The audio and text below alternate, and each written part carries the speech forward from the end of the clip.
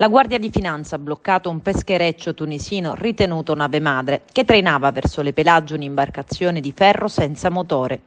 I 5 membri dell'equipaggio, con l'accusa di aver consentito l'ingresso irregolare in Italia di 11 migranti, sono stati sottoposti a fermo di indiziato di delitto. L'inchiesta è stata coordinata dal procuratore capo reggente di Agrigento Salvatore Vella. Il giudice per le indagini preliminari ha già convalidato i fermi ed ha disposto per i 5 indagati la custodia cautelare in carcere. Il peschereccio tunisino, ritenuto nave madre, è stato intercettato in acque italiane lo scorso venerdì, dopo la segnalazione di un velivolo dell'agenzia europea Frontex. Notando il traino di un piccolo natante in ferro, sono state allertate le motovedette. Quando il peschereccio è stato bloccato, l'imbarcazione di ferro che trainava non era più vuota, ma occupata da 11 tunisini e algerini, tra cui donne e bambini.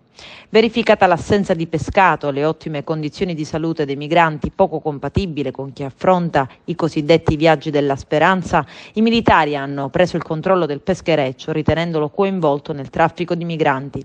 L'imbarcazione è stata portata a Lampedusa e gli 11 extracomunitari sono stati messi in sicurezza sulle unità navali.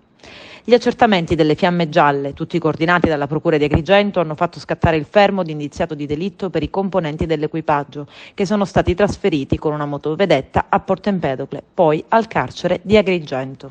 Che ci fosse un canale diverso e alternativo di partenza dalla Tunisia che si affiancava ai barchini in ferro famigerati che partono da Sfax e che sono veri barchini della morte. In questo caso siamo riusciti, grazie all'egregio lavoro del ROAN della Guardia di Finanza, ad accertare un episodio che ci apre una nuova luce, cioè dei viaggi in business class, se vogliamo dire così, cioè viaggi sicuri che costano molto di più, con partenza dalla Tunisia, in questo caso dal compartimento marittimo di Madia, di cittadini tunisini, quindi non sud-sahariani, a bordo di imbarcazioni da pesca estremamente sicure, imbarcazioni idonee ad attraversare il canale di Sicilia, che continua a essere un tratto di mare pericoloso, e che verosimilmente avrebbe trasportato i migranti, gli 11 migranti, tutti tunisini, sul territorio siciliano, ma questo è un approfondimento che è ancora in corso. Quindi una modalità di viaggio diversa che si affianca al canale molto più pericoloso di partenza della Tunisia, che continua ad aumentare da Sfax. Chi erano l'equipaggio e chi i passeggeri? L'equipaggio era un equipaggio da pesca, su un motopesca, che in questo modo, per quello che pagavano gli 11 migranti, verosimilmente guadagnava per questo singolo viaggio l'equivalente di 3 mesi di attività di pesca. E un equipaggio fatto da marinai, quindi di gente estremamente competente. I passeggeri erano gruppi familiari o cittadini tunisini singoli che avevano la possibilità di pagare circa 11.000 dinari, cioè l'equivalente di poco più di 3.000 euro, tra i 3 e i 4.000 euro, che corrisponde al triplo del biglietto che normalmente pagano i sud-sahariani rischiando la vita per tentare di avvicinarsi a Lampedusa. Nello specifico un aereo dell'agenzia europea Frontex che collabora con il nostro comando operativo aeronavale, intorno alle 8:20 di mattina del giorno 17 ha intercettato con le telecamere questo peschereccio che era intento a trainare un barchino vuoto. Era presente sul barchino solitamente solo un soggetto, poi riconosciuto come membro dell'equipaggio, che era intento a pulirlo.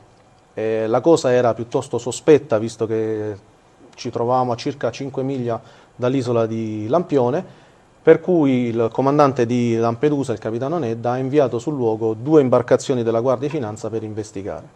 Arrivate sul luogo, sempre presenti circa 5-6 miglia da Lampione, è stato immediatamente notato che sul barchino erano presenti invece questa volta gli 11 migranti, poi salvati. Per questo motivo abbiamo approfondito le indagini salendo a bordo del peschereccio e riscontrando il fatto che, uno, il barchino era privo di motore, per cui era complesso arrivare dalla Tunisia fino alle coste italiane senza un motore. I migranti erano in ottime condizioni di salute, quindi non erano infreddoliti, non avevano fame. Sul barchino non c'era nessun segno di bivacco, quindi non c'erano né taniche vuote di benzina né tantomeno cibo. E il peschereccio invece era, uno, privo del pescato, quindi in quel momento non aveva fatto alcuna attività di pesca, e le attrezzature da pesca non erano idonee alla pesca in alto mare, ma molto più sotto costa, per cui ciò ci ha fatto insospettare, abbiamo approfondito portando il peschereccio ai migranti all'interno del porto di Lampedusa, dove sono giunti intorno alle 15:30. Successivamente, sia dai sit effettuati nei confronti degli 11 migranti, ma soprattutto dal video che siamo riusciti ad ottenere dal velivolo aereo, abbiamo cercato di dare alla Procura della Repubblica un quadro probatorio sufficiente al fermo dei 5 membri dell'equipaggio.